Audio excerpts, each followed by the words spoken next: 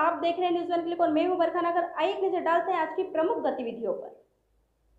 Ujjain police को मिली बड़ी सफलता। अंतरराज्यीय वाहन चोर गिरोह से 2 करोड़ 80 लाख के 14 ट्रक और आयशर बरामद। 2 बदमाश गिरफ्तार, एक फरार। पुलिस ने वाहन चोरी करने वाली मेवात गैंग का पर्दाफाश करते हुए 2 करोड़ 80 लाख की 14 आयशर, एक ट्रक, एक माजदा ट्रक जब्त करते हुए अहमदाबाद से मेवात गैंग के 2 सदस्यों को हिरासत में लिया है। आरोपी आयशर वाहन चोरी कर आधी कीमत में बेच दिया करते थे। पत्रकार वार्ता में एसपी सत्येंद्र कुमार शुक्ला ने बताया कि बड़नगर थाने में डंपर चोरी होने की रिपोर्ट दर्ज हुई थी। सीसीटीवी कैमरे में आरोपी चोरी कर डंपर को ले जाते हुए दिखाई दिए। इसी के साथ ही एक कार भी डंपर के साथ साथ चल रही थी। पुलिस ने उक्त कार के नंबर के आधार पर जब पड़ताल की तो कार हरियाणा की होना पाई गई। इस पूरे मामले में एक टीम को हरियाणा भेजा गया तो संदेही व्यक्ति के अहमदाबाद में होने की जानकारी प्राप्त हुई। पुलिस ने अहमदाबाद में आरोपी को हिरासत में लिया और पूछताछ की तो आरोपी ने बताया कि हमने अब तक 14 आयशर ट्रक चुराए हैं और एक टाटा ट्रक सहित एक माजदा ट्रक भी उनकी गैंग द्वारा चोरी किया गया है।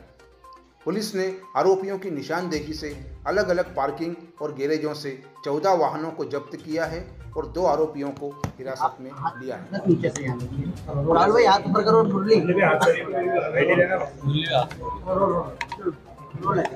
सर, प्रेस वार्ता कर खुलासा किया गया है कि आप पूरी बात है। आज हमने एक अंतर्राज्यीय वाहन चोर गिरोह का 2 गैंग मेंबर्स पकड़े हैं और उनके कब्जे से अभी तक हमने टोटल 14 गाड़ियां, जिसमें 12 आयशर गाड़ी है, एक डंपर गाड़ी जो हमारे थाना बड़नगर क्षेत्र से चोरी गई थी और एक स्वराज माजदा गाड़ी, इस तरह से टोटल 14 गाड़ी जिनकी अनुमानित कीमत लगभग 3.25 करोड़ के आसपास है, इसको जब्त किया है।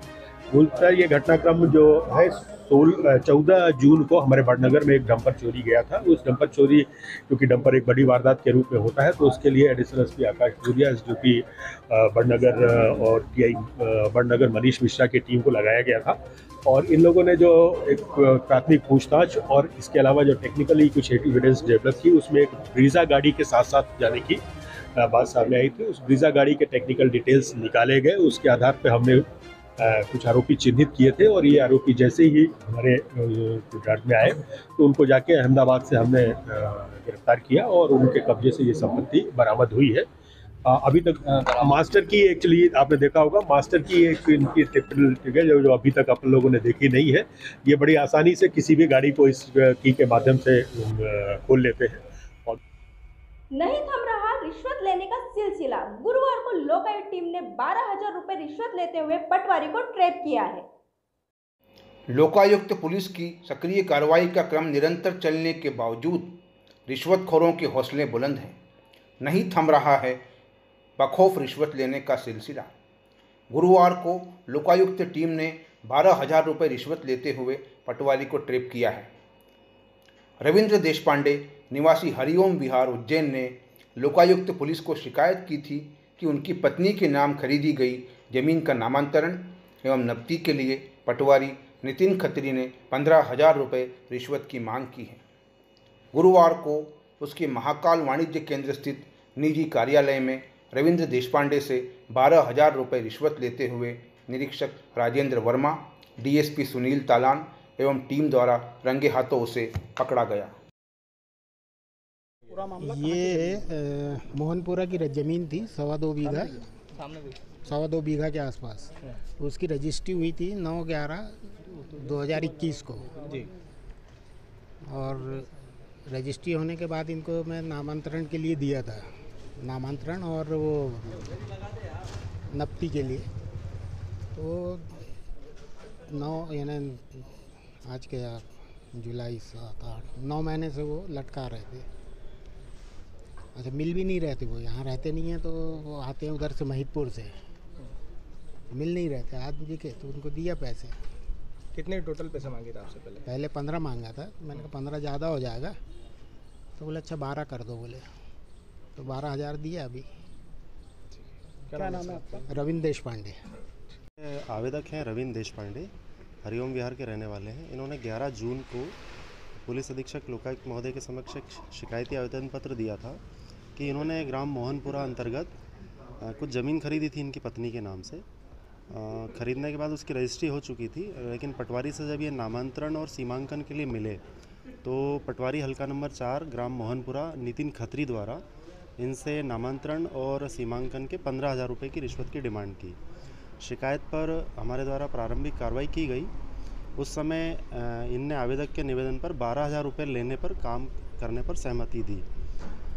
उस शिकायत पर आज एक ट्रैप का आयोजन किया गया और पटवारी का महाकाल वाणिज्य केंद्र में निजी कार्यालय है, वहाँ पर आवेदक से 12,000 रुपये की रिश्वत प्राप्त कर इन्हें लोकायुक्त की टीम द्वारा रंगे हाथ पकड़ा गया है।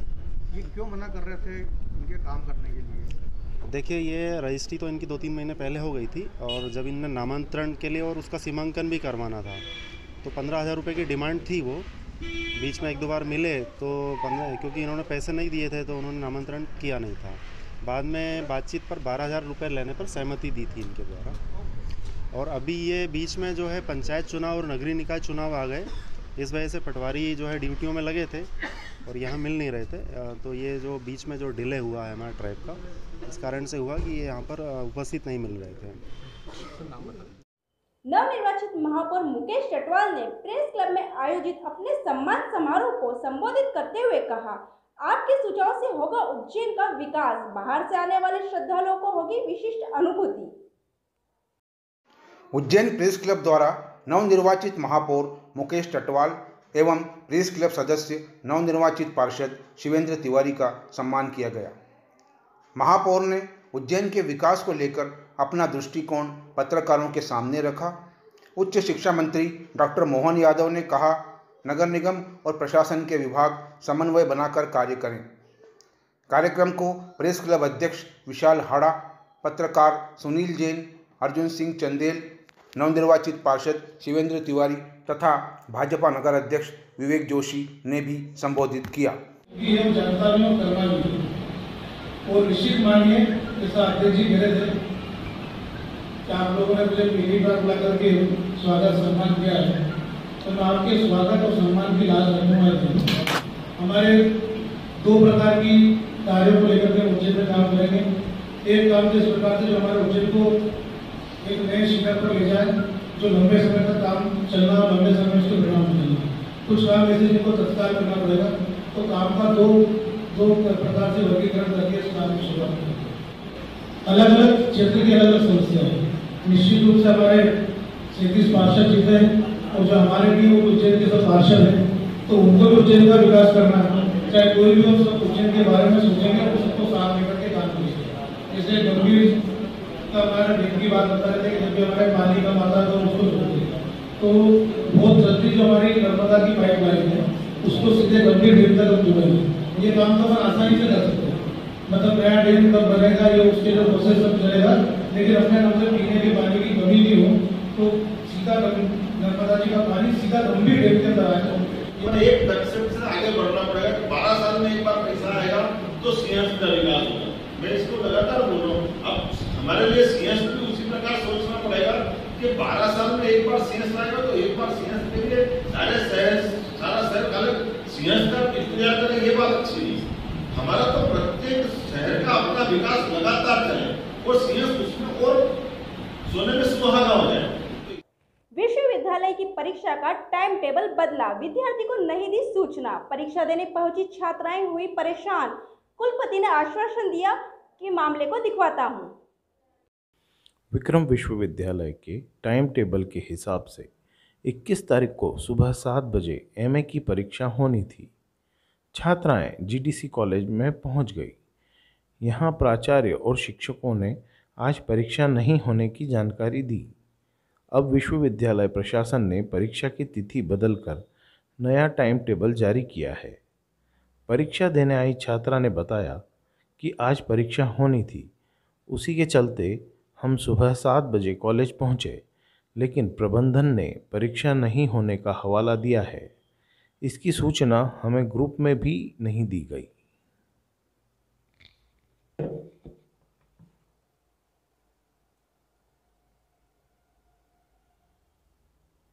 मेरा नाम दीक्षिता ललावत है सर। हाँ, मेरा आज एमकॉम का पेपर था। ओके सर मुझसे एक दिन लेट होने की वजह से 2000 रुपये फीस ली गई है, लेट फीस की, और आज मेरा एग्ज़ाम नहीं है, कैंसिल हो गया है, जिसके लिए किसी भी सूचना नहीं दी गई है, ना ग्रुप में दी गई है, ना यूनिवर्सिटी से कोई मैसेज आया हमारे पास। ओके, कितने स्टूडेंट होंगे यहाँ पे सर? सर लगभग 10 स्टूडेंट हैं। ऐसा लग रहा है। आईपीएल सट्टा किंग के मकान और होटल पर चली पुलिस की जेसीबी, कार्रवाई रोकने के लिए राजनीतिक दबाव की चर्चा, मगर पुलिस कार्रवाई जारी रही। आईपीएस सीएसपी विनोद कुमार मीणा के नेतृत्व में पुलिस की सटोरियों पर बड़ी कार्रवाई जारी है। रवि पमनानी के बाद अब शहर के दूसरे कुख्यात सटोरिये जयेश आहूजा के मकान और होटल के अवैध हिस्से को ध्वस्त किया जा रहा है।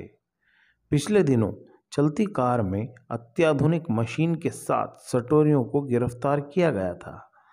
पकड़ाए गए सटोरियों ने अपने मुखिया के रूप में सटोरिये जयेश आहूजा का नाम बताया था। उसके बाद जयेश की संपत्तियों के अवैध निर्माण तोड़ने की कार्रवाई की गई।